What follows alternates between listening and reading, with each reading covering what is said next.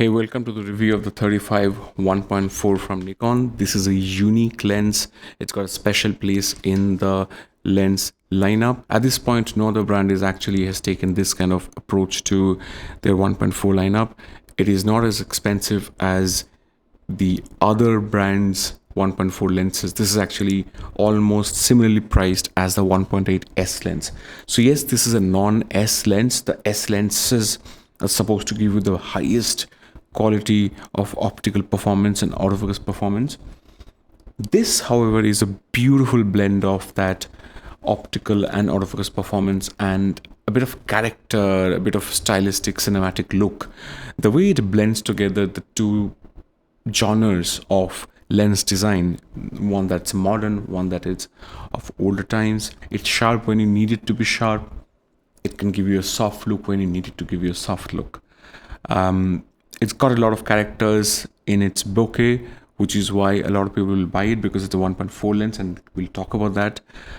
So overall, it is a lens that, like I said, blends performance with character, look, style, cinema. Overall, it's a lens that beautifully blends those two things, those two aspects of performance and character. And that's a very unique thing that Nikon is doing, especially at this price point, when many of us are actually look for old lenses to get a bit of that tasteful character in our videos or in our images.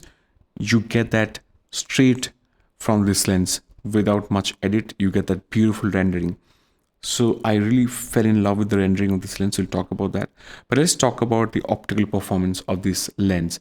Look, most people who will buy this lens because it's a 1.4 lens. So yeah, it's got a beautiful, it gives you beautiful bokeh and a beautiful transition between in focus to autofocus areas.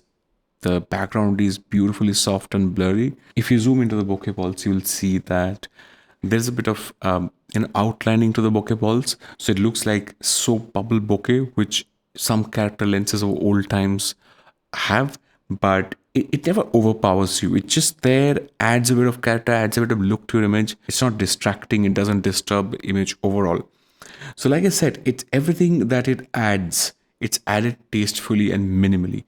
So it's like controlled imperfection is what you see in this lens. And that's what character is. It's not about giving you a bad image. It's about giving you those little small deviations from perfection that adds to your picture, that adds to your narrative, all that. Let's talk about image quality in a more technical term. If you look at chromatic aberration, yes, this lens has chromatic aberration as at f1.4. Wide open, you see a bit of chromatic aberration, especially when you zoom in by 100%, you'll see those blue outlining and purple outlining. However, stop down to 1.8, a lot of it goes away. It is not perfectly clean, but a lot of it goes away. At 2.8, mind you, the chromatic aberration is still there. If you zoom in, there's a tiny bit of it. You'll not see that chromatic aberration at f2.8 in the JPEG files. But if you actually open your raw files, you'll see that it's there. So Nikon is obviously removing some of that from the JPEGs.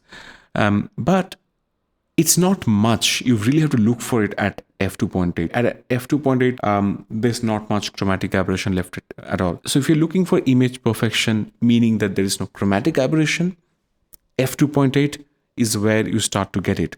At f4, absolutely perfect and gorgeous. Let's talk about sharpness. This lens is very sharp in the center, not so sharp on the sides.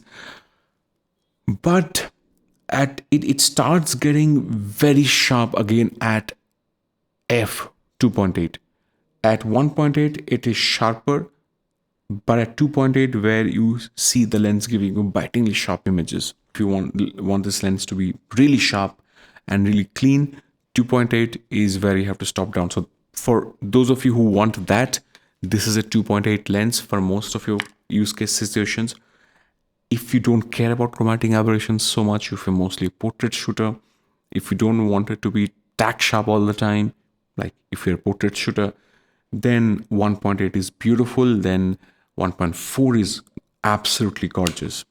Now, there are other things, of course. We can talk about vignetting. And by the time, again, you stop down to 2.8, you see the vignetting going away. There's a bit of that vignetting at 1.4.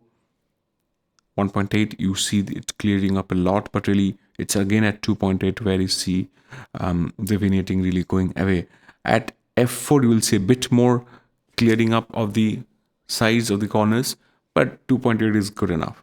Now, there is one thing where the lens really starts performing well at F4, and that's longitudinal chromatic aberrations, or the chromatic aberration that you see in the out of focus areas. For example, if there's a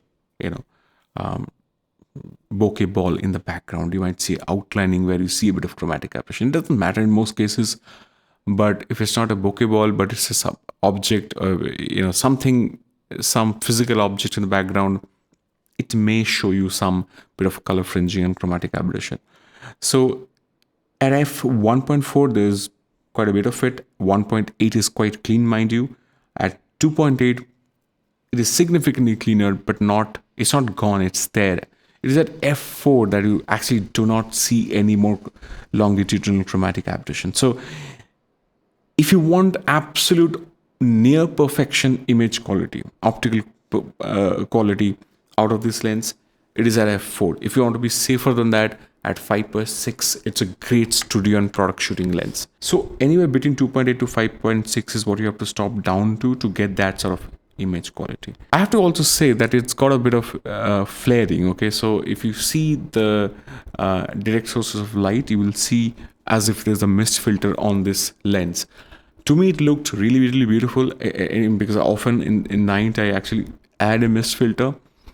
So it's got that glow around the source of light, which looks nice. But a lot of people may not like it because it can kill contrast in backlit situations sometime. But as a portrait lens, you really can add that flare to your advantage creatively a lot. So maybe a lot of portrait shooters will actually love it, and they may not actually want the flare to not exist there. They are actually the ones who are spending a bit more money to get those filters adding to, to see that in-camera effect in their images. So flaring exists. It really depends on your taste. Let's talk about autofocus. Now, very interesting thing about this lens is that it's got a single autofocus motor. The 35 1.8S has dual autofocus motors.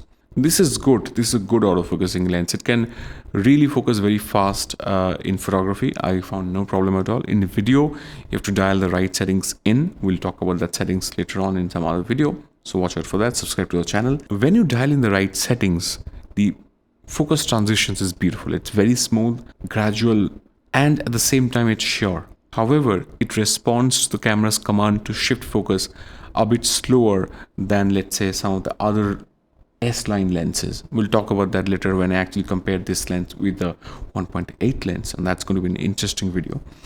So what I found interesting is that it's great, but if the background and the object is not contrasty, then it may struggle, and the autofocus thing inside it, motors inside it, may not immediately respond. But in most situations, it's going to do a very good job. I did a bit of video shooting with this lens, and I actually on ground, while actually shooting someone and trying to track her, I didn't find any problem with this lens at all. It worked like magic. So overall, this is such a unique lens, and I love what Nikon have actually done with the 35 1.4. I would like to see a 35 50 1.4, an 85 1.4. I think I'd like to see a Z mount 105 1.4. I think there is such a big place for, and yes, at 28 1.4, big place. There's such a big place for character lenses with modern capabilities, controlled imperfections in modern lenses. There's a big place for that because you're craving for that now. And for Nikon to do this, it's been amazing. And I think it is a great buy for someone who wants a lens to be versatile. If you want absolute optical performance in studio situations, then it's great. It will give you that between f2.8 to 5.6. If you want a lot of character, if you want softness, if you want the dreamy look, without losing sharpness, mind you, without losing sharpness. Because once you go back to the retro lenses, you might actually end up losing sharpness while you gain in that character. In this lens, you're not losing sharpness. It's a very sharp lens, especially for most 24, 25, and even 45 megapixel sensors. It's a very sharp lens that can also give you a distinct look and style. So stay tuned for the other videos. It's been good seeing you. I'm going to come back with another video soon.